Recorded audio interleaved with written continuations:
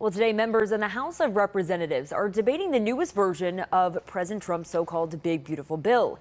The bill narrowly passed the Senate yesterday, and several House members appear skeptical of supporting the Senate's changes. As Christiane Cordero reports, this puts Trump's July 4 deadline in jeopardy.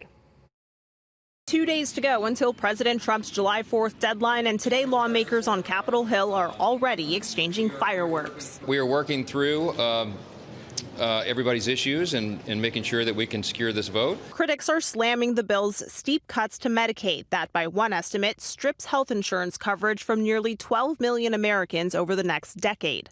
Our Republican colleagues are pushing a bill that would throw their constituents under the bus, a bill that flies in the face of everything they claim to stand for, all because Donald Trump wants a bill-signing photo op by the 4th of July. Those who support the bill insist it fulfills the president's campaign promises, like no taxes on tips and overtime, and increases funding for border security. We can choose to side with the illegal aliens, unelected rogue bureaucrats, and fear-mongering from the America left, or we can choose to side with the American people. Democrats today walking down the Capitol steps, trailing behind House Minority Leader Hakeem Jeffries, courting Republicans. So all we need are 4 Republicans to join us in support of their constituents, to have John McCain-level courage and stand up in defense of the health care of the American people.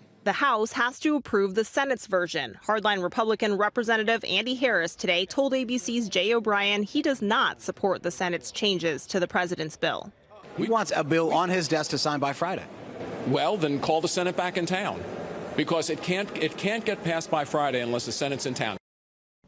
Hardline Republicans who do not back the bill call it a budget buster. The nonpartisan Congressional Budget Office estimates the Senate's version will increase the national debt by $3.4 trillion. Christiane Cordero, ABC News, Washington.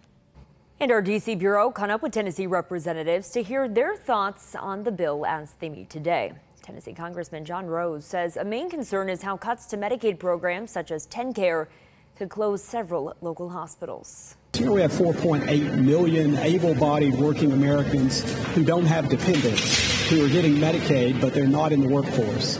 And so tightening up the rules around the work requirement for Medicaid recipients will ensure that Medicaid's available for those families that really need it.